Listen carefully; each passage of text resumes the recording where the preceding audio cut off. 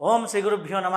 Shri Niravi TV ప్రేక్షకులందరికీ నమస్కారం. మనం ఎందరో మహానుభావులతో సజ్జన సాంగత్యం చేస్తున్నాం. మరొక్కసారి సిహెచ్ఎస్ఎన్ రాజు గారితో సజ్జన సాంగత్యం చేసే భాగ్యం కలిగింది. వారు మాస్టర్ ఈకే గారితో 40 సంవత్సరాలు ట్రావెల్ చేశారు.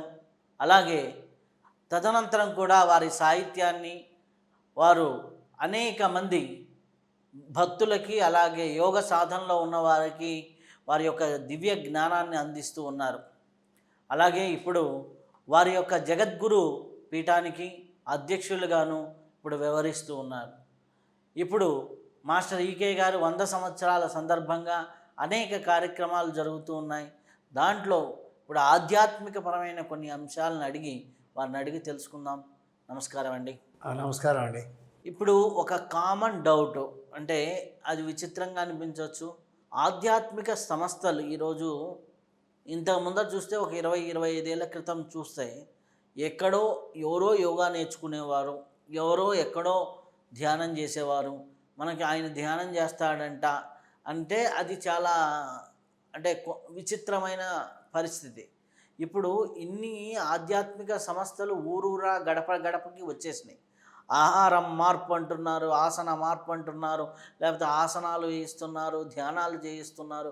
ఇన్ని సంస్థలు పెరిగిపోయినాయి. ఇంత ముందర చూసుకుంటే ఒక ఊరికి ఒకడుంటే గొప్ప.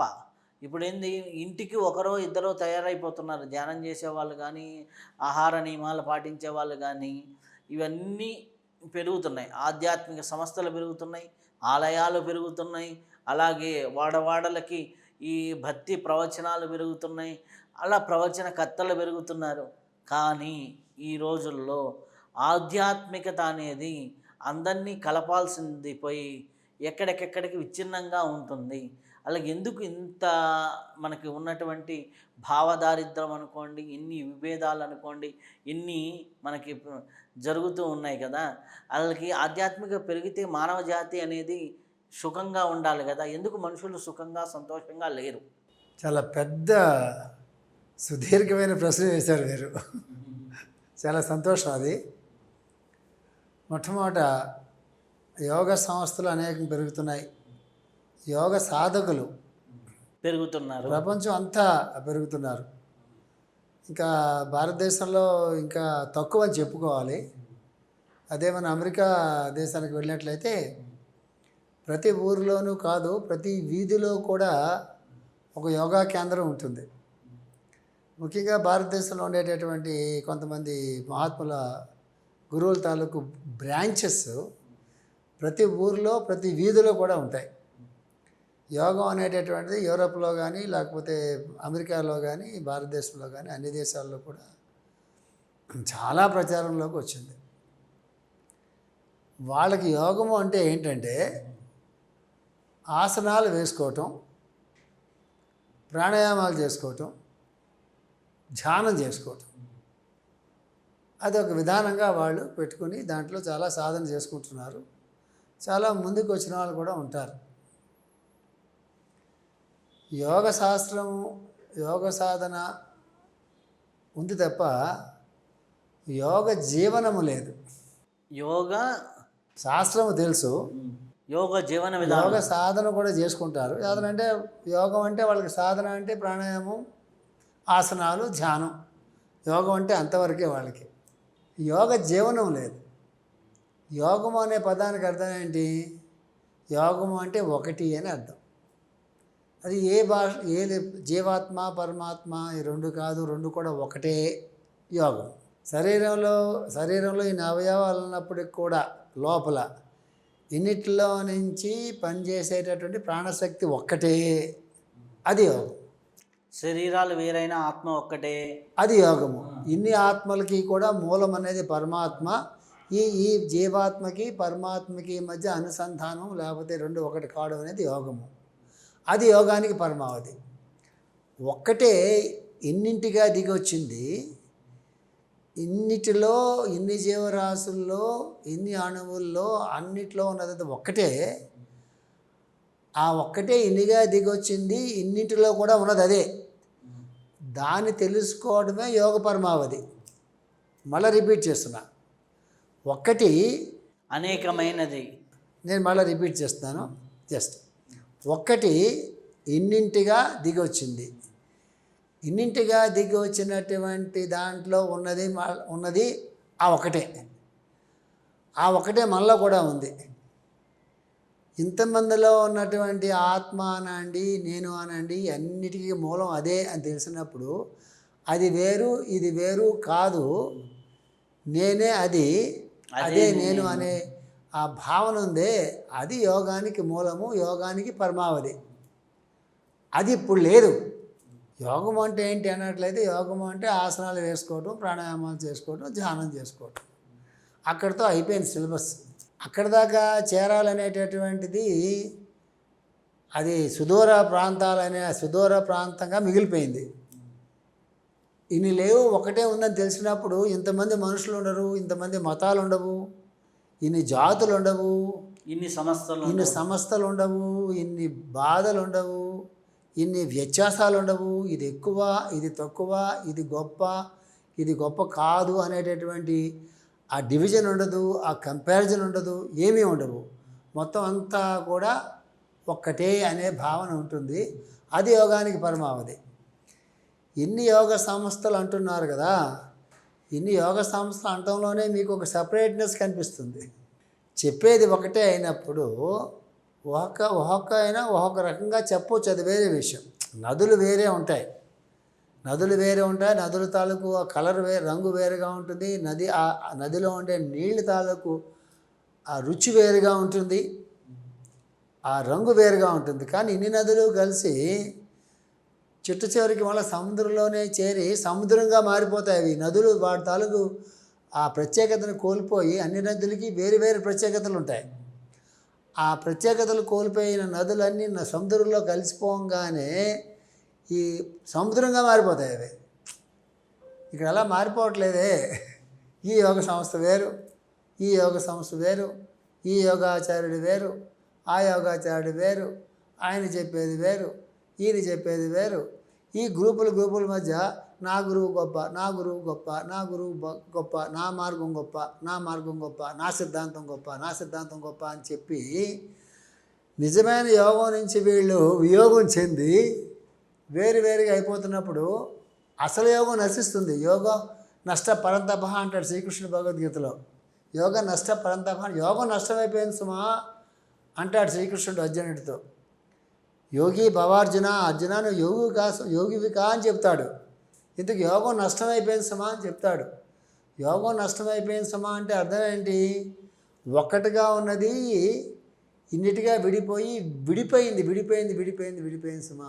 ఆ డివిజన్ అదే జాతుల మధ్య వస్తుంది, దేశాల మధ్య వస్తుంది, మనుషుల మధ్య వస్తుంది, కుటుంబాల మధ్య వస్తుంది, సంస్థల మధ్య వస్తుంది. ఆ సంస్థలు ఆధ్యాత్మిక సంస్థల, రాజకీయ సంస్థల, ఆర్థిక సంస్థల, సామాజిక సంస్థల, యోగ సంస్థల, ఏదైనా అన్నింట్లో ఉండేది మనుషులే. ఆ మనుషుల్లో రాగద్వేషాలు ఉంటాయి, ఆ మనుషుల్లో కామక్రోధాలు ఉంటాయి, ఆ మనుషుల్లో మదమాశ్చర్యాలు ఉంటాయి, ఆ మనుషుల్లో ఈర్ష్యాసూయలు ఉంటాయి. ఏ సంస్థల్లో అయినా ఏ మతాల్లో అయినా ఉండేది మనుషులే. ఆ మనుషుల్లో ఇవన్నీ ఉంటాయి. కాబట్టి మీరు ఎన్ని ప్రపంచంలో పెరిగిపోయినా రాగద్వేషాలకి కామక్రోధాలకి మనిషి అతీతుడిగా అయ్యి నిజమైన ఒక యోగిగా మారేంత వరకు ఎన్ని సమస్యలు ఉన్నా కూడా మానవ జీవితంలో, మానవ సమాజంలో ఈ కష్టాలు, నష్టాలు, బాధలు ఇవన్నీ ఉండక తప్పవు. ఒకే సెంటెన్స్, ఎక్కడైనా ఉండేది అదే మనిషి తాలూకు స్వభావం అదే. ఆ స్వభావంలో అనేది మార్పు వచ్చి మానవ శ్రేయస్సు పట్ల దృష్టి పెట్టి అన్యోన్యత అనేది సంపాదించుకొని సహనం అనేది ఏర్పాటు చేసుకుని ఉన్నది ఒక్కటే అనేటటువంటి భావన అనేటటువంటిది ఎవరిలో అయితే కలుగుతుందో వాళ్ళు ఈ ఈర్ష్యాసూయలకు అతీతంగా ఉన్నప్పుడు అప్పుడు వీటి తాలూకు ప్రయోజనం నెరవేరుతుంది. ఇప్పుడు నెరవేరకపోగా ఏమవుతుంది? ఇంతకంతకు దూరం పెరిగిపోతున్నది. అది మీరు అడిగిన దానికి సమాధానం.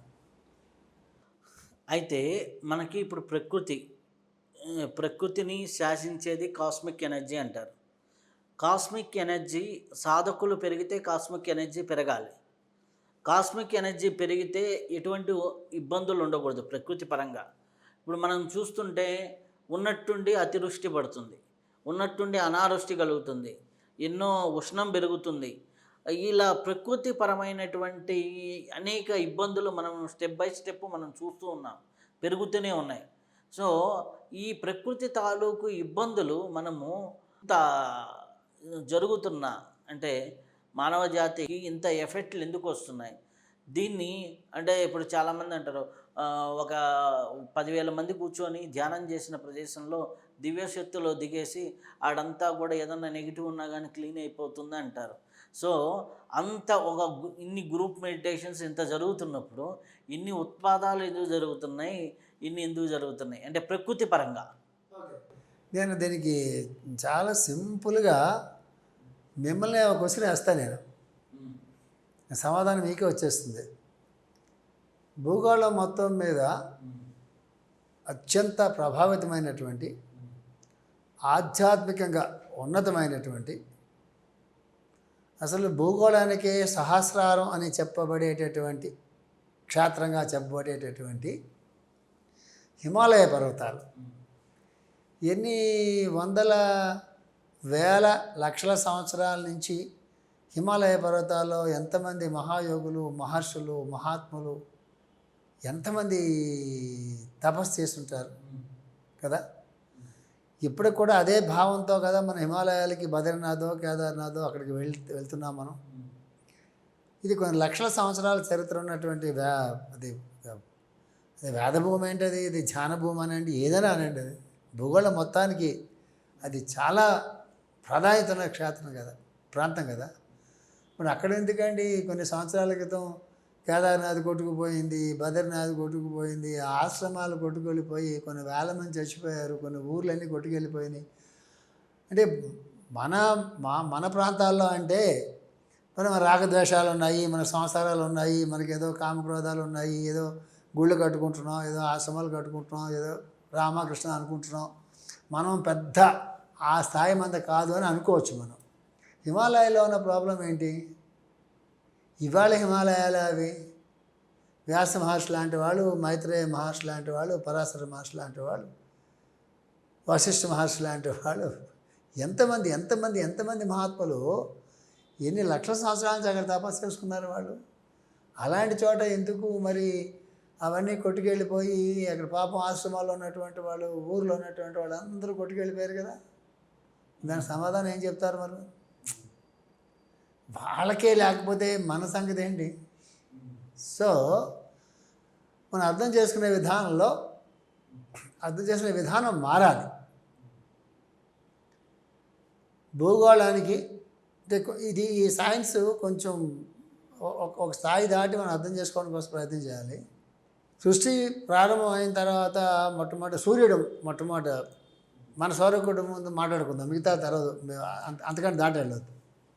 సూర్యుడు పుట్టిన తర్వాత సూర్యుడి కిరణాల్లో నుంచి వేరు అణుధర్మాలతో మిగతా గ్రహాలన్నీ పుట్టిన తర్వాత, ఆ తర్వాత భూమి పుట్టిన తర్వాత ఎన్నో సంవత్సరాలకి, లక్షల సంవత్సరాలు ఉండొచ్చు. మనిషి పుట్టిన తర్వాత మనిషి ప్రకృతితో కలిసి జీవిస్తూ అలాగా అరణ్యాల్లోనూ అక్కడ అలా జీవిస్తున్నటువంటి ఒక ప్రాసెస్లో అతనిలో మనస్సు అనేది మేల్కొన్న తర్వాత, ఆ మనసులో నుంచి బుద్ధి అనేది మేల్కొన్న తర్వాత, అప్పుడు ఒకసారి ప్రకృతి పక్క చూసి సూర్యుడు చంద్రుడిని అందరినీ కూడా చూసి, పౌర్ణమి అమావాస్యలన్నీ చూసి, ఋతువులన్నీ చూసి, వాడికి సిలబస్ లేదు కదా, అన్నిటినీ కూడా చూసి, ఓహో ఇది పౌర్ణమి, ఓహో ఇది అమావాస్య అనే పేర్లు ఏం తెలియవు.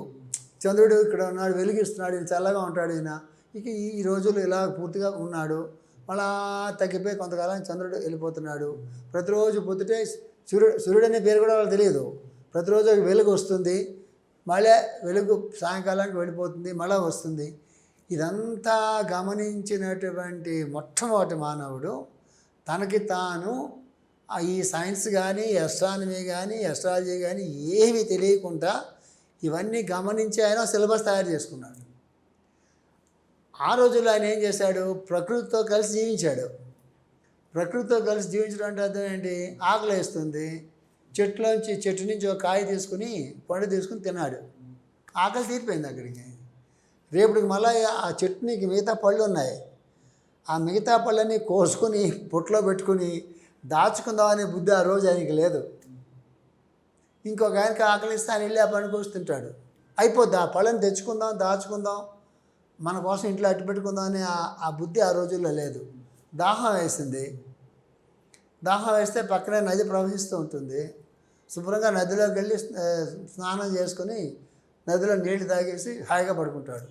ఆ నదిలో నీళ్ళు కాలువ తవ్వుదామని, నదిలో నీళ్ళు తెచ్చుకుందామని పెట్టుకుందాం అనేటటువంటి అవసరం ఆయనకు లేదు. ఎందుకంటే అంతా ప్రవహిస్తూ ఉంటుంది కాబట్టి.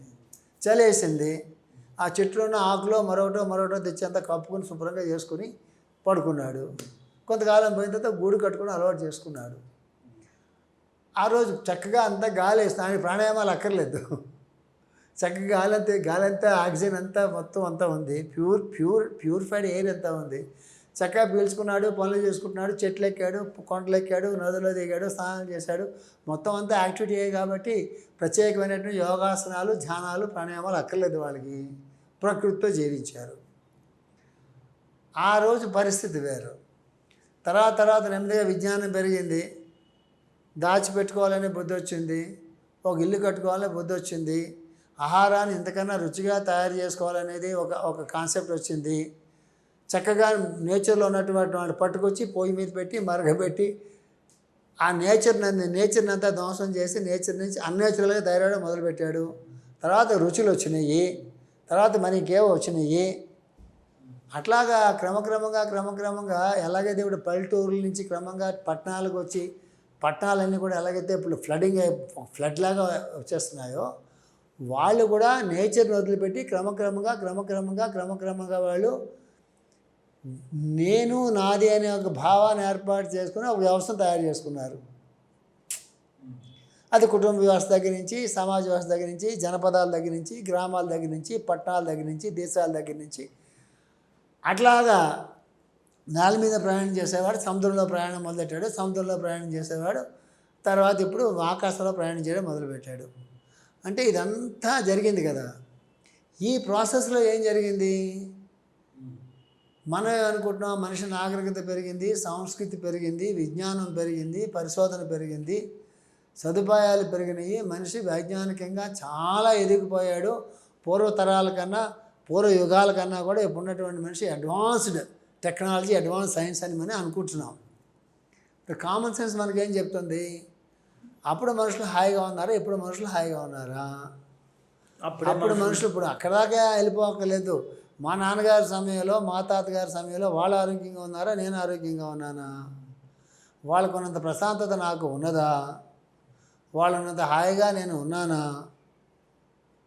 వాళ్ళకు ఉన్నటువంటి ఇతరుల పట్ల వాళ్ళకుండే బాధ్యత కానీ, ఆ ఊరు పట్ల వాళ్ళకుండే బాధ్యత కానీ, వాళ్ళు ఉన్నటువంటి సమాజం పట్ల వాళ్ళకుండే బాధ్యత కానీ ఇవాళ ఉన్నటువంటి ఉన్నాయా? ఇతరులు పడే బాధల గురించి ఆలోచించే వాళ్ళు ఎక్కువ ఉన్నారా? ఇప్పుడు వాళ్ళ బాధల గురించి ఆలోచించే వాళ్ళు ఎక్కువ ఉన్నారా? అంటే ఏం జరుగుతున్నది? అడ్వాన్స్ అయిపోతుంది అనుకుంటున్నా కానీ మనిషి బాహ్య ప్రపంచంలో బాగా ఎదుగుతున్నాడు తప్ప లోపలికి వెళితే ఇంకా కరడుగట్టినటువంటి స్వార్థం కానీ, కరడుగట్టిన ద్వేషం కానీ, లేకపోతే నేను నాది అనే భావన కానీ పెరిగిపోతున్న కొద్దీ మనుషుల మధ్య, మనసుల మధ్య అంటే ప్రయాణాలు వీటిలో మనుషులు దగ్గర అవుతున్నారు కానీ క్రమక్రమంగా మనుషులు దూరం అయిపోతున్నారు. ప్రకృతి ఇప్పుడు మీరు మొట్టమొదట నేను మిమ్మల్ని ప్రశ్న వేశాను, ఎందుకు హిమాలయాలు అట్లా అయినాయని ప్రశ్న వేశాను. హిమాలయాలకి గతి లేదు అంటే హిమాలయ పర్వతాలకి ఈ మిగతా భూగోళానికి ఏముందండి? హిమాలయాల కారణం ఏంటి చెప్పమంటారా? ఆ రోజుల్లో హిమాలయాలకి కేవలం యోగులు మాత్రమే వెళ్ళేవారు. అది కొన్ని వేల కిలోమీటర్లు నడుచుకుంటూ నెలలు నడుచుకుంటూ దారి లేకపోయినా కూడా వెళ్ళి ప్రాంతాలు వెతుక్కుని ఆ గుహలో తపస్సు చేసుకుంటూ ఉన్నవి తింటూ బతికేవారు. తర్వాత అవి ఎప్పుడైతే పుణ్యక్షేత్రాలు, తీర్థక్షేత్రాలు తర్వాతకి ఏదో ఇప్పుడు హాలిడేస్ లాగా అయిపోయినాయో వీళ్ళంతా వెళ్ళి అక్కడుండే వాతావరణాన్ని కానీ, అక్కడుండే పవిత్రతని పక్కన పెట్టండి, ఆ వాతావరణాన్ని కానీ ఇవన్నీ పట్టుకెళ్ళి మొత్తం నింపిస్తున్నారు. అక్కడుండే అట్మాస్ఫియర్ మొత్తం పొల్యూట్ అయిపోయింది. That is number 1. నెంబర్ 2, హిమాలయాల్లోంచి మంచు కదిలినటువంటి వాటర్ ఉంటుంది కదా, అది నదుల రూపంగా అన్ని హిమాలయాల్లో నుంచి నదుల రూపంగా అది వచ్చి ఎలకనందో అనండి, లేకపోతే ఏదో ఇంకొక నది అనండి, లేదా గంగా అనండి, ఏదైనా అనండి, మందాకిని అనండి, రకరకాల నదులు ఉంటాయి. అవన్నీ సింధు అనండి, బ్రహ్మపుత్ర అనండి, అవన్నీ హాయిగా అలాగా భూమి మీదకి వచ్చి అట్లా సముద్రంలో వెళ్ళి కలిసిపోతూ ఉండేవి. ఇప్పుడు ఏం చేస్తున్నారు, ఆ కొండలకు మధ్య ఆ నదీ ప్రవాహానికి ఆనకట్టలు కట్టి రిజర్వాయర్లు కడుతున్నారు. ఎప్పుడైతే చాలా హ్యాపీగా న్యాచురల్గా అవి ప్రవహించుకుంటూ హ్యాపీగా గలగలగల ప్రవహించుకుంటూ నదుల్లోకి వెళ్ళిపోయి నదులుగా తయారయ్యి నదులన్నీ కూడా సముద్రంలో కలిసిపోయేటటువంటి ఆ ప్రవాహానికి ఎప్పుడైతే వీళ్ళు అడ్డుగా ఆ కొండల మధ్య పర్వతాల మధ్య ఆనకట్టలు కట్టి దాన్ని ఫ్లో అంతా ఆఫ్ చేసి ఆ చేస్తున్నందువల్ల ఏమవుతుందంటే ఇంబ్యాలెన్స్ అవుతుంది, అక్కడ ఇంబ్యాలెన్స్ అవుతుంది. అంతేకాకుండా భూమి లోపల కొన్ని మార్పులు ఎప్పుడు జరుగుతూ ఉంటాయి, చాలా మార్పులు జరుగుతాయి. ఎన్ని మార్పులు జరుగుతున్నాయో మనం ఆకాశంలోకి మనం స్పేస్లోకి వెళ్తున్నారు అనుకుంటున్నారు, కానీ భూమి లోపల పొరలు ఏం జరుగుతుందో ఇప్పటికీ మనకి అందులో చాలామంది మనకు తెలియదు. అట్లాంటి మార్పులు జరుగుతున్నప్పుడు కూడా ఏమవుతుందంటే, అలాంటి మార్పులు జరుగుతున్నప్పుడు అంటే ఒక రకంగా చెప్పాలంటే భూమి మనకు ఒకసారి అలసిపోయాను అనుకోండి, ఇలా అనుకుంటాం కదా, అట్లా భూమి కూడా ఇన్ని రకాలైనటువంటి కన్స్ట్రక్షన్స్, ఇన్ని రకాలైనటువంటి భూమిలో మనం తవ్వుతున్నాము, ఆయిల్ కోసం తవ్వుతున్నాము, మినరల్స్ కోసం తవ్వుతున్నాము, వాటర్ కోసం తవ్వుతున్నాము, పెద్ద కన్స్ట్రక్షన్స్ చేస్తున్నాము, అరణ్యాలన్నీ కొట్టేస్తున్నాము, కొండలన్నీ కొట్టేస్తున్నాము. ఇవన్నీ చేయడం వల్ల ఏమవుతుందంటే భూమి తన పరిభ్రమణం దాన్ని చేస్తున్నప్పుడు ఆ జాగ్రత్తగా ఆర్గనైజ్ చేసుకుంటుంది భూమి వచ్చినప్పుడు. అదంతా ఆ బ్యాలెన్స్ని ఎప్పుడైతే మనం తప్పిస్తున్నామో, నేచర్ని ఎప్పుడైతే మనం నాశనం చేస్తున్నాం, అరణ్యాలన్నీ కొడేస్తున్నాం కదా, నేచర్ నాశనం చేస్తున్నాము, స్పేస్లోకి అక్కర్లేనటువంటి కెమికల్ గ్యాస్ అంతా వదిలిపెడుతున్నాం కదా, అదంతా పొల్యూట్ అయిపోతుంది. దాంతో హీట్ అంతా పెరిగిపోతుంది. Heat and water, heat and cold మధ్య ఇంబ్యాలెన్స్ అవుతుంది. ఈ పంచభూతాల మధ్య ఇంత ఇంబ్యాలెన్స్ అయిన తర్వాత ఏమవుతుందంటే ఖచ్చితంగా ఎర్త్ తను కాపాడుకోవడం గురించి ఏవో ఒక అడ్జస్ట్మెంట్ చేసుకుంటుంది. ఆ అడ్జస్ట్మెంట్ చేసుకుంటుందని చెప్పి ముందు మనం తెలియాలి ఫస్ట్. ఎలాగైతే మన శరీరాన్ని మనం కాపాడుకోవడం కోసం ప్రయత్నం చేస్తామో, భూగోళం కూడా తన తాలూకు ఉనికిని తను కాపాడుకోవడం కోసం ఖచ్చితంగా న్యాచురల్గా ఆ అడ్జస్ట్మెంట్స్ ఆ భూమిలో ఖచ్చితంగా జరుగుతాయి. అది ముందు మనం అర్థం చేసుకోవాలి. ఆ అడ్జస్ట్మెంట్స్లోనే ఏమైనా జరుగుతుంటాయి, ఈ భూకంపాలు కానీ ఏదైనా జరుగుతుంటాయి. దీనికి కారణం ఎవరు? మనిషి తాలూకు ప్రకృతికి విరుద్ధంగా తన స్వార్థం కోసం, తన సదుపాయాల కోసం, తన కంఫర్ట్ గురించి ఇవే మాటలు ఉపయోగించాలి మనం. తన స్వార్థం గురించి, తన సదుపాయం గురించి, తన కంఫర్ట్ గురించి ప్రకృతిని మొత్తం నాశనం చేసేటటువంటి ప్రక్రియలో ఇవన్నీ జరుగుతున్నాయి. దానికి బాధ్యత ఎవరు వహించాలి? మానవులే, మనిషే వహించాలి. అయినా మనిషి మారుతాడా? ఇప్పటికే కాదు, ఎప్పటికి కూడా మారడు. ఎందుకు మారడు? మనిషిలో సహజంగా రాగద్వేషాలు, కామక్రోధాలు, ఈర్ష్యాసూయలు, మదమాత్సర్యాలు, నేను నాది అనే భావన ఖచ్చితంగా ఉన్నంత వరకు మనిషి ప్రకృతి గురించి ఆలోచించడు, పక్క వాళ్ళ గురించి ఆలోచించడు, పక్క దేశం గురించి ఆలోచించడు, సమాజం గురించి కూడా ఆలోచించడు. అది మారేంత వరకు ఇది మారదు. అయితే ఇప్పుడు మానవుల్లో ఇంత సైన్స్ డెవలప్ అవుతుంది, ఇంత అంతరిక్షంలోకి ఇంత వెళ్తున్నారు, కానీ అంతరిక్షంలోకి వెళ్తూ అంతరిక్ష నౌకలు, అంతరిక్ష వెపన్స్, యుద్ధాలు ఇక్కడి నుంచి బ్రహ్మాస్త్రం అని ఒక 2000 కిలోమీటర్లో ఉన్నది కొట్టగలం అనే అస్త్రాలను ఫైండ్ అవుట్ చేస్తున్నారు. యుద్ధాలతో ఇదవుతుంది. అంటే నేను మొన్న ఎక్కడో చదివాను, ప్రపంచ బడ్జెట్లో ఒక 25% బడ్జెట్ సైన్యానికి, యుద్ధాలకి, అంటే సంపాదించే ప్రతి రూపాయిలో 25 పైసలు యుద్ధాల కోసం, దేశ జాగ్రత్తల కోసమే మనం ఖర్చు చేస్తున్నాము అనేసి. అంటే ఈ సైన్స్ పెరిగిన, మానవ జాతి అభివృద్ధి చెందిన, యుద్ధాలు వినాశనాలు ఎందుకు చేసుకుంటున్నాము? నాగరికతవంతులం అయ్యామా? అనాగరికతలో పడిపోతున్నామా? దీనికి రీజన్ ఏంటి? దీనికి మనకి ఎట్లా చెప్పొచ్చు? ఇది చాలా సింపుల్ అండి. మళ్ళీ మొట్టమొదటికి వచ్చేదే నాగరికత పెరిగినంత మాత్రాన మనిషి పెరిగినట్టుగా కాదు. కాదు. నేను బాగా ధనవంతుడిని అయ్యాను, నేను ₹1,00,00,000 సంపాదించుకున్నాను అనుకుందాం. ఈ ₹1,00,00,000 నాకు ఎట్లా వచ్చినాయనే పాయింట్ ఉంటుంది కదా. నేను ధర్మబద్ధంగా సంపాదించానా, అధర్మంగా సంపాదించానా? నేను కోటీశ్వరు, అందరూ కోటీశ్వరులే. ఈ కోటి అనేది వాడికి ధర్మబద్ధంగా వచ్చింది, అధర్మబద్ధంగా వచ్చింది అని ఒక పాయింట్. అధర్మబద్ధంగా వచ్చినటువంటి వాడు అధర్మంతోనే ఇంకా కోట్లు సంపాదిస్తూ ఉంటాడు. ధర్మబద్ధంగా సంపాదించినటువంటి వాడు మళ్ళీ ధర్మ కార్యాలకే ఉపయోగిస్తాడు. అది నిజమైన నాగరికత చిహ్నం. అది మన నాగరికత కాదు ఇది. ఇప్పుడు ప్రతి బడ్జెట్లో మీరు చూస్తే, అన్ని దేశాల బడ్జెట్లలో మీరు చూస్తే ప్రతి సంవత్సరం డిఫెన్స్ మీద ఎక్కువ భాగం వాళ్ళు కేటాయిస్తుంటారు, డిఫెన్స్కి ఎక్కువ. అదే వాళ్ళు అగ్రికల్చర్ మీదో, ఎడ్యుకేషన్ మీదో, మెడిసిన్ మీదో, కామన్ మ్యాన్కో లేకపోతే మనుషులకో వాళ్ళకి కావాల్సినటువంటి కంఫర్ట్స్ మీదో, వాళ్ళకి కావాల్సిన ఫుడ్ మీదో, వాళ్ళకి కావాల్సిన వాటర్ మీదో, అవే బేసిక్ నీడ్స్ కదా. ఈ డిఫెన్స్ మీద ఖర్చు పెట్టేటటువంటి డబ్బులు ఏవైతే ఉన్నాయో అవన్నీ మనుషుల మీద ఖర్చు పెడితే, మనుషుల అవసరాల మీద ఖర్చు పెడితే మానవజాతి ఎంత బాగుండేది ఇప్పుడు. అది నిజమైన నాగరికత అంటే. డిఫెన్స్ మీద ఎందుకు ఖర్చు పెట్టాలి వీళ్ళు? Common sense point. నా మీద వాడు దండెత్తి వస్తాడేమో అని వీడికి భయం, వాడికి వీడి మీద దండెత్తి వస్తాడేమో అని చెప్పి వీడికి భయం. అంటే ఒక మనిషి మీద, ఒక మనిషికి, ఒక దేశం మీద, ఒక దేశానికి నమ్మకం లేదు, భయం ఉంది. ఆ నాయకుల మధ్య, దేశాల మధ్య, నాయకుల మధ్య ఉండే భయం ఉంది. ఆ భయం మానవ జాతిని నాశనం చేస్తుంది. అసలు నేను మీ మీద ఎంత దండయాత్ర చేయాలి, మీరు నా మీద ఎంత దండయాత్ర చేయాలి?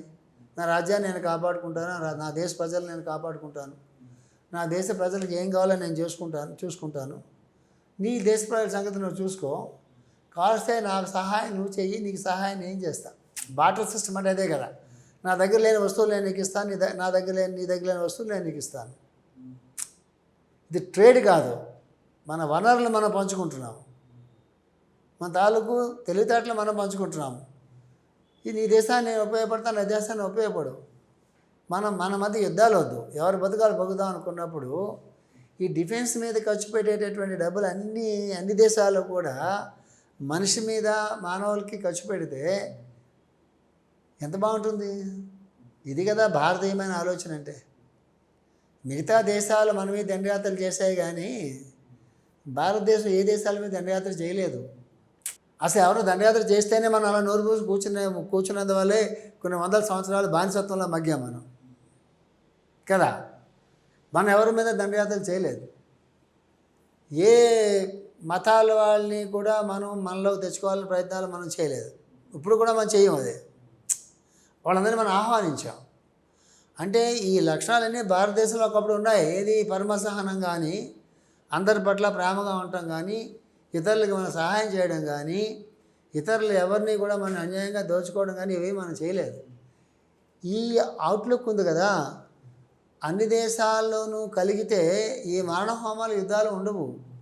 ఇవన్నీ కేవలం మనిషిలో ఉండే భయంతో, మనిషిలో ఉండే స్వార్థంతో, మనిషిలో ఉండే అధికార దాహంతో.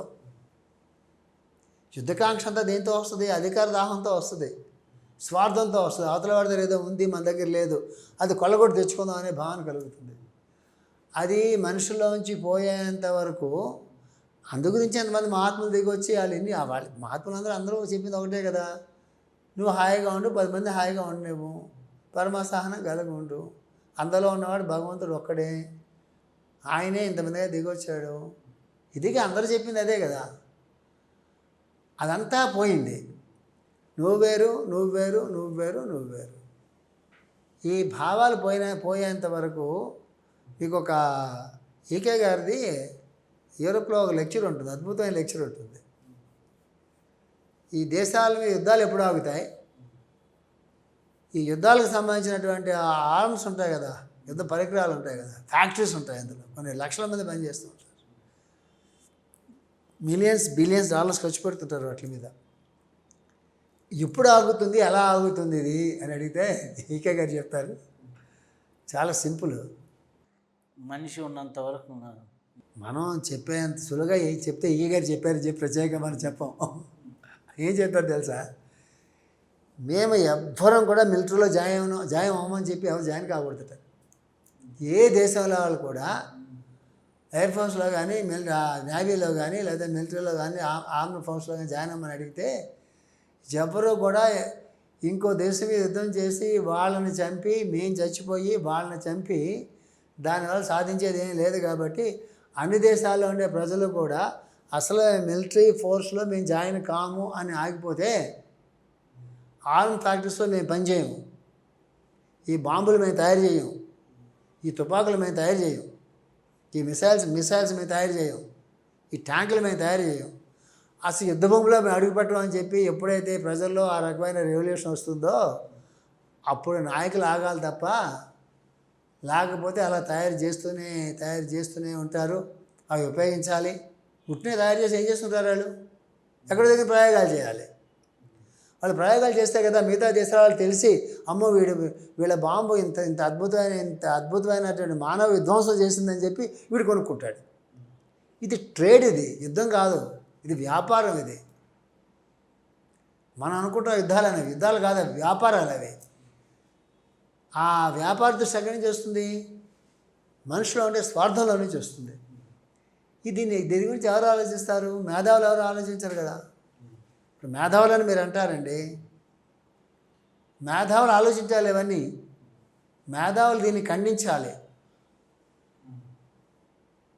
ఇప్పుడు ఒక ఎగ్జాంపుల్ చెప్తా, ఇరాన్ అమెరికా వార్ అవుతుంది. ఇరాన్ ప్రజలందరినీ ఓటింగ్ పెట్టి ఎంతమంది మీకు యుద్ధం అంటే ఇష్టం అమెరికా మీద అని అడిగితే 90% 95% మాకు యుద్ధం మీద ఇంట్రెస్ట్ లేదని చెప్తారు. అమెరికాలో ఓటింగ్ పెడితే ఇరాన్ మీద యుద్ధం ఇష్టం అని లేదా అని అడిగితే నాకు తెలిసి 90-95% ప్రజలు మాకు యుద్ధం వద్దంటారు, మాకు శాంతే కావాలంటారు.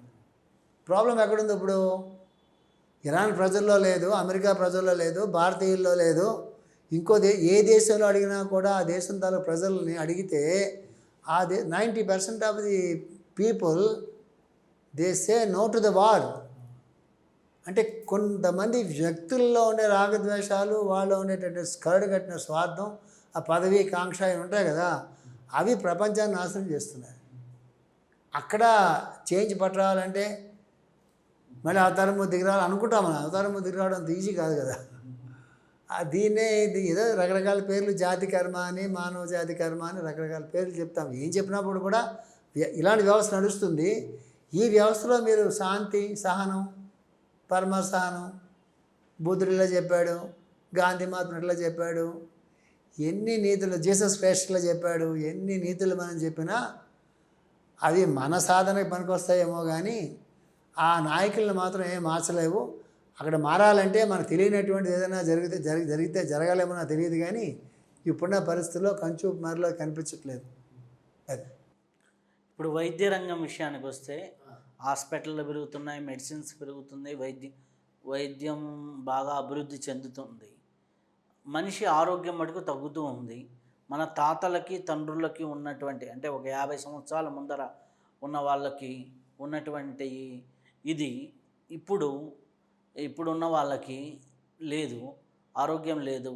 ఇంత ముందర చూస్తే 60లో వచ్చే డయాబెటిక్, మన జాతకానికి వస్తే 23 ఏళ్ళ అబ్బాయికి డయాబెటిక్ ఉంది. సో ఇట్లాంటి పరిస్థితి జరుగుతుంది. ఆరోగ్య ప్రమాణాలు తగ్గుతున్నాయి, మనిషిలో ఇమ్యూనిటీ పవర్స్ తగ్గుతున్నాయి. ఇప్పుడు ఎన్నో వైరస్లు లాంటివి, ఇప్పుడు కరోనా వైరస్ కానివ్వండి, ఇట్లాంటి ఎన్నో వైరస్లు లాంటివి కూడా వచ్చేస్తున్నాయి. ఇట్లాంటి పరిస్థితులు కలుగుతున్నాయి. ఇదంతటికి మూల కారణం ఏంటి?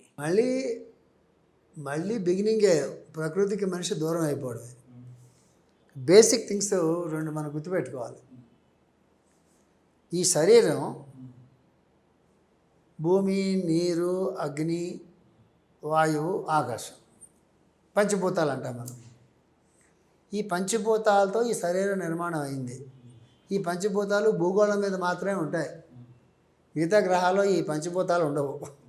అక్కడ ఉండేటటువంటి వేరే ప్యాటర్న్ నడుస్తూ ఉంటుంది.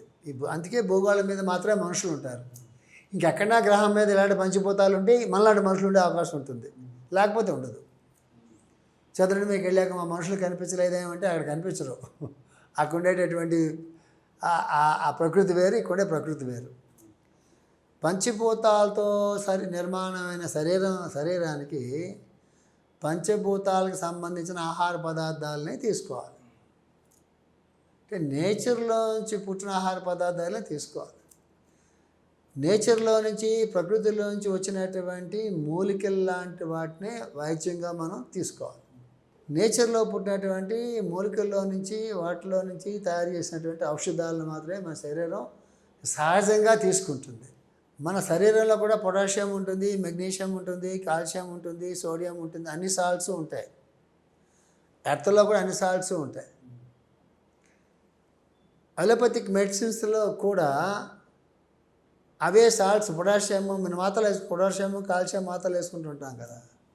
ఎర్త్లో నుంచి వచ్చేటటువంటి పొటాషియము, కాల్షియము ఆ లక్షణాలు వేరు. అలోపతిక్ మెడిసిన్స్లో మీరు తయారు చేసేటటువంటి మెడిసిన్స్లో వాడే కెమికల్స్, పొటాషియం అవే పేర్లు ఉన్నప్పుడు కూడా ఆ కాంబినేషన్ వేరు. ఎప్పుడైతే ఏ బ్యాక్గ్రౌండ్లో శరీర నిర్మాణం జరిగిందో ఆ బ్యాక్గ్రౌండ్లో నుంచే మీరు, ఇప్పుడు మీకు చిన్న ఎగ్జాంపుల్ చెప్తా. చిన్నప్పటి నుంచి మీకు చిన్న ఎగ్జాంపుల్ చెప్తాను. ఇది చాలా ఇంపార్టెంట్ ఎగ్జాంపుల్. ఇది ఆంధ్రదేశంలో మనం పుట్టి పెరుగుతున్నాం. ఆంధ్రదేశం దాని సాయిల్ డిఫరెంట్గా ఉంటుంది. బెంగాల్ అది భారతదేశంలో అదే, అక్కడ సాయిల్ డిఫరెంట్గా ఉంటుంది. నార్త్ ఇండియా అక్కడ సాయిల్ డిఫరెంట్గా ఉంటుంది. నెక్స్ట్ పాయింట్ చెప్తాను మీకు. నేను రివర్స్ ఫ్లో అవుతూ ఉంటాయి. అన్ని రివర్స్ కలిపేయాలనేటటువంటి ఒక ఉద్యమాలు ఉంటాయి. అది సైంటిఫిక్గా అంత అగ్రీబుల్ కాదు అది. ఎందుకంటే ఒక్కొక్క నది మీద, ఒక్కొక్క సాయిల్ నుంచి ఒక్కొక్క రివర్ ప్రవహిస్తున్నప్పుడు ఆ వాటర్కి కొన్ని క్వాలిటీస్ ఉంటాయి. సింధు నది వాటర్కి ఉండే క్వాలిటీస్ వేరు, గోదావరి నదికి ఉండే క్వాలిటీస్ వేరు, గోదావరి నది ప్రవహించేటటువంటి ఆ సర్ఫేస్ వేరు, కృష్ణానది ప్రవహించే సర్ఫేస్ వేరు, ఆ క్వాలిటీస్ వేరు, ఆ ప్రాపర్టీస్ వేరు. అన్ని నదులకి అన్ని లక్షణాలు ఉంటాయి. అందుకు ఆ నది కింద, నదీ ప్రవాహక ప్రాంతాలు అంటారు. ఆ నది కింద కొన్ని రకాల పంటలు పండుతాయి. అదే బియ్యం అక్కడ పండిన బియ్యానికి, అదే ఇక్కడ పండిన బియ్యానికి చాలా తేడా ఉంటుంది. వాటిలో ఉన్న ప్రాపర్టీస్ మనం చూసుకున్నట్లయితే ఆ ప్రాంతంలో ఉన్నటువంటి వాళ్ళకి ఆ బియ్యం, ఆ గోధుమలు వాళ్ళకి న్యాచురల్గా ఉంటాయి ఆ శరీర తత్వానికి. మన ప్రాంతంలో పుట్టినటువంటి వాళ్ళకి మనకు పండే బియ్యం, మనకు పండే కాయగూరలు, మనకు పండే పళ్ళు ఉంటాయి కదా, అవి మనకు సూటబుల్గా ఉంటాయి. ఇక్కడ మనకు మంచి అయినటువంటివి అక్కడ మంచి కాకపోవచ్చు, వాళ్ళకి సూటబుల్ కాకపోవచ్చు. ఒక దేశంలోనే ఇన్ని ప్రాంతాలు, ఇన్ని నదులు, ఇన్ని సర్ఫేసెస్, ల్యాండ్స్లో, సారంలో ఇంత తేడా ఉన్నట్లయితే ప్రపంచంలో ఎన్ని ప్రాంతాల్లో ఎన్ని తేడాలు ఉంటాయి? అర్థమవుతుందా? అంటే అర్థం ఏంటి? ఇక్కడ ప్రకృతి ఎక్కడ ఏ ప్రకృతి ఉంటుందో ఆ ప్రకృతికి అనుగుణంగా మనం జీవించాలనేటువంటిది బేసిక్ రూల్. అది మనం దాని నుంచి చాలా దూరంగా వచ్చేసాం. భూగోళం ఫామ్ అయినప్పుడు ఏం చేసుకుంటుంది? భూగోళం ఎట్లా ఏర్పాటు జరుగుతుంది? ఎక్కడెక్కడ పర్వతాలు ఉండాలి, నదులన్నీ ఎట్లా ప్రవహించాలి, సముద్రం ఎంత ఉంటుంది, చెట్లు ఎట్లా ఉంటాయి, ఓషధులు ఎట్లా ఉంటాయి, పర్వతాలు ఎట్లా ఉంటాయి, ఇదంతా ఈ భూగోళం దాని చుట్టూ తాను తిరుగుతూ, సూర్యుడి చుట్టూ అలాగ తిరుగుతూ ఆ పరిభ్రమణ అంతా చేస్తుంది. అంటే దానికి ఒక ఆర్డర్ ఉంటుంది. దాన్ని మనం తయారు చేయలేదు కదా, అది క్రియేషన్లో తయారు చేయబడింది. దాని తర్వాత మనం వచ్చాం. మనం ఏం చేయాలి? మనల్ని అది ఫాలో అవ్వాలా, దాన్ని మనం ఫాలో అవ్వాలా? భూగోళం తయారైన తర్వాత, ప్రకృతి అంతా తయారైన తర్వాత, పంచభూతాలు తయారైన తర్వాత, ఎప్పటికో మనం తయారైనప్పుడు మనం మనకన్నా ముందు నుంచి ఉన్నదాన్ని మనం ఫాలో అవ్వాలా, మనల్ని ప్రకృతి ఫాలో అవ్వాలా? ఇది కామన్ సెన్స్ కదా. మనం ఏం చేస్తున్నాం? అన్ని నదులు కంప్లీట్గా కలుషితం అయిపోయినాయి. అన్ని కెమికల్స్ వాటిలోకి మనం వదిలేస్తున్నాం. అంత వేస్ట్ మెటీరియల్ వాటర్లోకి వదిలేస్తున్నాం. వాటర్ ఏమైంది? సముద్రాల్లో పొల్యూట్ అయిపోయింది. పొల్యూట్ అయిన వాటర్ అంతా సముద్రంలో కలుస్తుంది. సముద్రంలో వాటర్ కూడా పొల్యూట్ అయిపోయింది. ఈ వాటర్ అంతా ఎర్త్ లోపు దిగుతుంది. అంటే గ్రౌండ్ వాటర్ కూడా ఏమైంది? పొల్యూట్ అయిపోయింది. ఇప్పుడు ఎన్నో పెద్ద పెద్ద ఫార్మాస్యూటికల్ ఫ్యాక్టరీస్ ఉంటాయి. అందులోంచి వచ్చిన మొత్తం క్లీన్ చేసిన వాటర్ అంతా వాళ్ళు నదుల్లోకి వదిలేస్తారు, లేకపోతే భూమిలోకి వదిలేస్తారు, నదిలోకి వదిలేస్తారు. ఆ నదిలో వాటర్ అంతా కెమికల్ అయిపోయి అది కదా భూమి మీద ప్రవహిస్తుంది కదా, అండర్గ్రౌండ్ వాటర్లో అదే వెళ్తుంది. సో మీరు తాగే నీళ్ళని ఏంటి ఇప్పుడు కెమికల్. మొన్న నేను ఒక సంఘటన, ఈ విజయవాడ వెళ్తూ వేరే ఊరి దగ్గర పోయి ఆగా, కృష్ణానది ఒడ్డున. చాలా బాగుందండి, ప్రశాంతంగా నీళ్ళు చూడు ఎంత స్వచ్ఛంగా ఉన్నాయి అన్న. ఆ ముందర ఒక నది కలుస్తుందండి అన్నారు. ఆ నది ఏంటండి, ఉపనది, బాగా నీళ్ళు వస్తున్నాయి, కలుస్తున్నాయి. అది ఎక్కడితో కాదండి, మీ హైదరాబాద్ మురికి నీళ్ళు మూసీ నది వచ్చి దాంట్లో కలుస్తుందండి అన్నాడు. అంటే మూసీ నది కలుస్తుందనే విషయం కృష్ణానదిలో, అంటే నాకు అంటే పునాదుల్లో చదువుకున్న ప్రాక్టికల్గా ఎప్పుడు బ్రెయిన్లోకి ఎక్కించుకోవాలా. ఇప్పుడు హైదరాబాద్లో మూసీ నది, మురికి ఇప్పుడు రేవంత్ రెడ్డి వచ్చిన తర్వాత ఇది బాగు చేయాలి, మురికి ఇంత మురికి ఉంది, అంత మురికి ఉంది, ఇది పోయి కృష్ణాలో కలుస్తుంది. అది ఎక్కడ కలుస్తుంది, మన తెలంగాణ ఎండింగ్లో కలుస్తుంది, నల్గొండ ఆపన. ఆ కింద ఉన్నదంతా కూడా మూసీ నది జలాలతో కలిసినటువంటి మురికి నీళ్ళతో కలిసిందే. విజయవాడ కృష్ణ అని మునుగుతున్నాం, ఆడేముంది మూసీతో కలిపిన కృష్ణానే కదా. ఇప్పుడు అది చాలా చిన్న విషయం. పెద్ద విషయం ఏంటంటే కొన్ని వేల వేల వేల ఫార్మాస్యూటికల్ కంపెనీస్ ఉంటాయి. ఆ మందులన్నీ కెమికల్ మెడిసిన్సే కదా. అవన్నీ తయారైన మెడిసిన్స్ తయారు చేసేవాడు చాలా వాటర్ వాడతారు వాళ్ళు. చాలా ఆ వాటర్ అంతా బయటికి పంపించాలి, న్యాయంగా వాటర్ అంతా ప్యూరిఫై చేసి పంపించాలి. ఆ ప్యూరిఫై చేయాలంటే చాలా ఖర్చు అవుతుంది. ప్యూరిఫై చేయకుండా బయటికి పంపిస్తే పనిష్మెంట్ చేస్తామనేటటువంటి లా ఉన్నప్పటికి కూడా భారతదేశంలో అట్లాంటి లా ఎవడో ఫాలో అవడు. ఇదంతా వెళ్ళిపోయి రివర్స్లో కలిసిపోతుంది. ఇప్పుడు మనం ఎంత మీరు ఆర్ఓ ప్లాంట్లు, ఆ ప్లాంట్, ఈ ప్లాంట్లు పెట్టుకున్నా కూడా మనం తాగే వాటర్లో ఆ ఒరిజినల్ మినరల్స్ లేవు. సో శరీరాన్ని పోషించాల్సిందే వాటర్ కంటెంట్ ఎక్కువ ఉంటుంది శరీరంలో. భూమి మీద ఎలాగైతే 300 వాటర్ ఉంటుందో శరీరంలో కూడా 300 వాటర్ ఉంటుంది. భూమి మీద ఉన్నదో శరీరంలో కూడా ఉంటుందండి. 3 వంతులు ఉన్న వాటర్ అంటే ఏంటి, వాటరే కాదు. వాటర్ అంటే బ్లడ్, రక్తం కావచ్చు, మరొకటి కావచ్చు, ఏదైనా లిక్విడ్స్. 3/4 ఆఫ్ యువర్ బాడీ అంతా పొల్యూట్ అయిన వాటర్ నిండిపోయినప్పుడు ఎన్ని మందులు వాడితే మీ ఆరోగ్యం బాగుంటుంది? వాటర్ని జడగొట్టారు, భూమిని జడగొట్టారు, వాయువుని జడగొట్టాము. వాయువుని అట్లా ఏ లెవెల్లో వాయువుని జడగొట్టారు అంటే పెద్ద పెద్ద పెద్ద పెద్ద ఇండస్ట్రీస్ కడుతున్నారు. ఇండస్ట్రీస్లో నుంచి ఎప్పుడు స్మోక్ అంతా బయటికి వెళ్తూ ఉంటుంది. న్యాయంగా ఏం జరగాలి, స్మోక్ ఒకసారి ఫ్యాక్టరీలోంచి బయటికి వెళ్ళేటప్పటికి దాన్ని ప్యూరిఫై చేసి మాత్రమే దాని ఆకాశంలోకి పంపించాలి. ప్యూరిఫై ఎవరు చేస్తున్నారు, ఎవరు పట్టించుకుంటున్నారు? ఎవరు ప్యూరిఫై చేయరు. ప్యూరిఫై చేయకుండా పంపించకూడదు. దాని అంతా స్పేస్లోకి పంపిస్తున్నారు. అదంతా ఏమైపోతుంది, మా గాలి అంతా అక్కడి నుంచి వస్తుంది కదా. సో మనం పీల్చే గాలి అది ఉంటుంది. మీరు ఇప్పుడు ప్రాణాయామాలు చేస్తాం అంటారు. ఏంటి నా మొఖం ప్రాణాయామాలు చేసేది? గట్టిగా గాలి పీలిస్తే గట్టిగా కెమికల్ పీల్చుకోవాలి. గట్టిగా రా ఫుడ్ తినమంటారు యోగా క్లాసెస్లో. ఎక్కువ రా ఫుడ్ తింటే వాడు చచ్చిపోతాడు. వాడు ఎందుకు? దాని నిండా పెస్టిసైడ్స్ ఉంటాయి, దాని నిండా ఎరువులు ఉంటాయి, మందులు ఉంటాయి. వాటిని తింటే వాడు చచ్చిపోతాడు. ఖచ్చితంగా వాడిని బాగా ఉడకబెట్టుకుని మాత్రమే తినాలి. అంటే మనం యోగ శాస్త్రాలు, యోగా స్కూళ్ళు చెప్పేవి ఏవైనా ఇప్పుడు చేస్తే చచ్చిపోతారు. మీకు అర్థమవుతుందా? ఇంకా ఈ ఫ్యాక్టరీస్ వల్లే స్మోక్ ఏంటి, విమానాలన్నీ ఆకాశంలో తిరుగుతూ ఉంటాయి, అవెంత స్మోక్ వదులుతాయి. రాకెట్స్ అన్నీ పైకి వెళ్ళిపోతాయి, అవెంత స్మోక్ వదులుతాయి. అంటే అంతరిక్షం అంతా ఏమైంది, వాయువు ఎక్కడైతే ప్రసరిస్తుందో ఆ వాయువు అంతా ఏమైంది అంటే పొల్యూట్ అయిపోయింది. అదే మీరు పీలుస్తున్నారు. ఎన్ని మందులు వేస్తే మాత్రం మీ ఆరోగ్యం ఎందుకు బాగుపడుతుంది? బాగుపడదు. సో ఇప్పుడు సింపుల్ కామన్ సెన్స్ ఏంటంటే వైద్య రంగం అభివృద్ధి చెందింది. పెద్ద పెద్ద మిషనరీ కనిపెడుతున్నారు, స్కాన్లు కనిపెడుతున్నారు. ఒక 2 నిమిషాల్లో నీ గుండెంతా మొత్తం స్కాన్ చేసి పెడతారు. అద్భుతమైన మందులు వచ్చినాయి, ఇవన్నీ చెప్తున్నారు. కామన్ సెన్స్ మనకేం చెప్తుంది? వైద్య రంగం బాగా అభివృద్ధి చెందింది అంటే ఏం జరగాలి? పేషెంట్లు తగ్గాలి,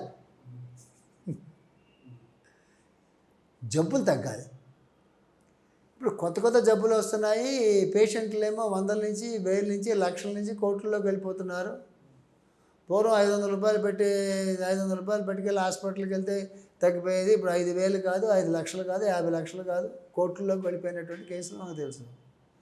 అంటే ఆ వైద్యరంగం అభివృద్ధి చెందిందా, ఇంకా కిందకి వెళ్తుందా? ఏం అభివృద్ధి చెందింది?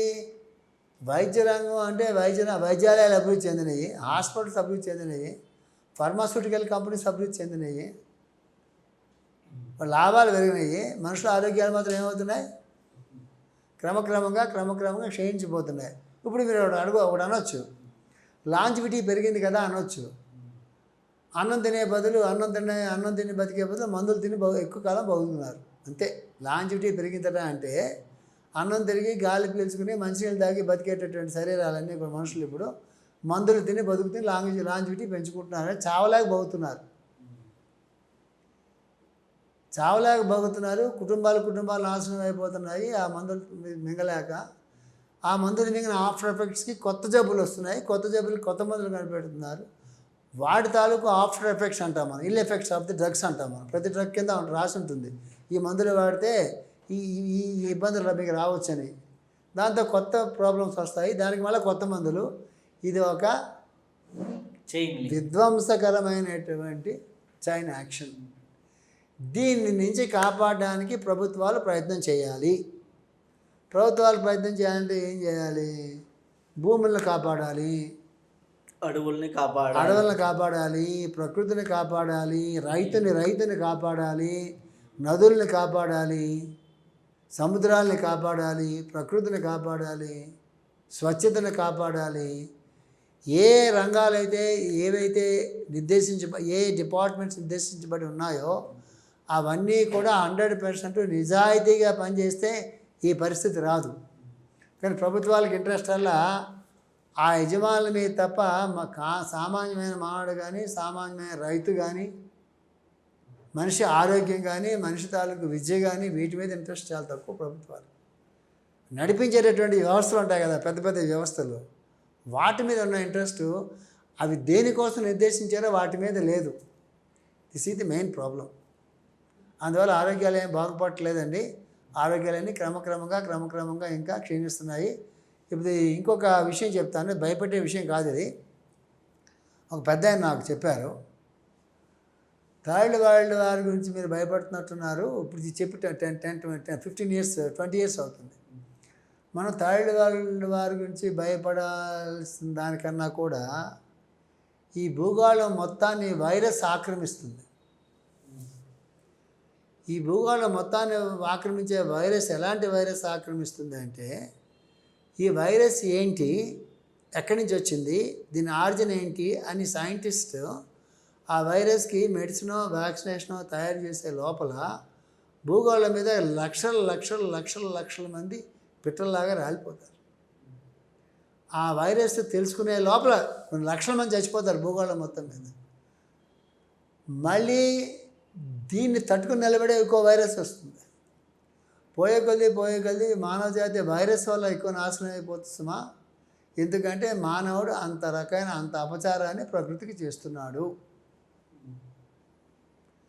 కాబట్టి మీరు ముందు భయపడాల్సిందే వైరస్కి తప్ప ప్రపంచ యుద్ధాల కాసుమా అని యూజీ కృష్ణమూర్తి గారిని ఒక మహానుభావుడు ఉండేవారు, యూజీ అని పిలుస్తారు.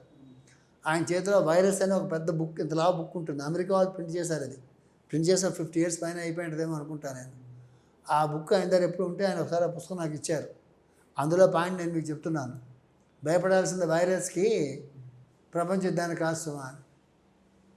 అది మన వైద్యరంగం తాలూకు పురోభివృద్ధి ఎంతగా అభివృద్ధి చెందుతుంది అంటే, వైద్యరంగ అధినేతలు, హాస్పిటల్స్ అధినేతలు వాళ్ళు అభివృద్ధి చెందుతున్నారు. కానీ సామాన్య మానవుడు జేబు భరించలేనటువంటి స్థితిలో ఉన్నాడు.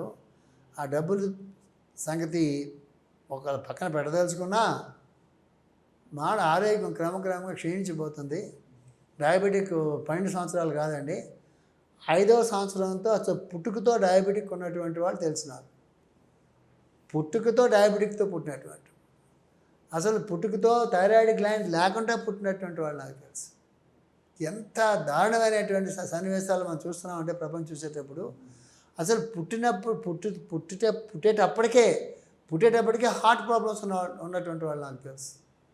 పుట్టినటువంటి ఒక 1 మంత్ 2 మంత్స్లోనే ఆపరేషన్ చేయాల్సినటువంటి బేబీస్ నాకు తెలుసు. ఆటిజం పిల్లలు ఎంతమంది పెరిగిపోతున్నారు భూగోళం మీద. ఆటిజం పిల్లలు ప్రతి 10 ఏళ్లలో ఒక ఆటిజం బాయ్ గర్ల్ ఉంటున్నారు. ఇదంతా ఎందుకు జరుగుతుంది అంటే ఇదంతా కేవలం మన water pollution, air pollution, food pollution, ఇవన్నీ pollution, over usage of the allopathic medicines. ఇంత ఘోరం. ప్రపంచ యుద్ధం కన్నా దీనికోసం ఎక్కువ భయపడాలి. ఇంకా పోయి కొద్ది ఇంకా మానవుడి తాలూకు శరీర పరిస్థితి, ఆరోగ్య పరిస్థితి ఇంకా దిగజారిపోతుంది. చాలా సంతోషం అండి.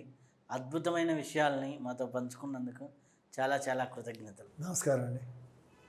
చూశారు కదా, ప్రకృతికి దగ్గరగా జీవించవలసినటువంటి మనిషి ప్రకృతి నుంచి దూరమై జీవిస్తే ఏమవుతుంది.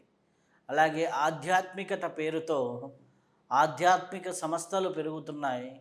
ఆధ్యాత్మిక జీవన విధానం అనేది లేదు. ఆ జీవన విధానమే ప్రకృతితో సహజంగా జీవించడం. అలా ప్రకృతితో సహజంగా జీవించే జీవన విధానం కలిగినటువంటి మానవ జాతి అభివృద్ధి చెందాలి.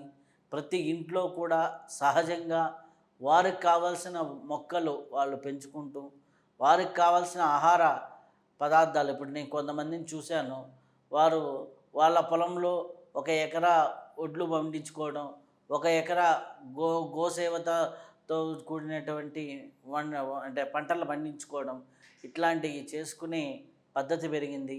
అలాంటి సేంద్రియ వ్యవసాయ ఆహారాలని ఎక్కువగా తీసుకుంటూ మనల్ని మనం కాపాడుకుంటూ, మన కుటుంబాలని కాపాడుకుంటూ ఈ సమాజాన్ని కాపాడే ప్రయత్నం చేద్దాం. శుభం భూయాత్. లోకా సమస్తా సుఖినో భవంతు.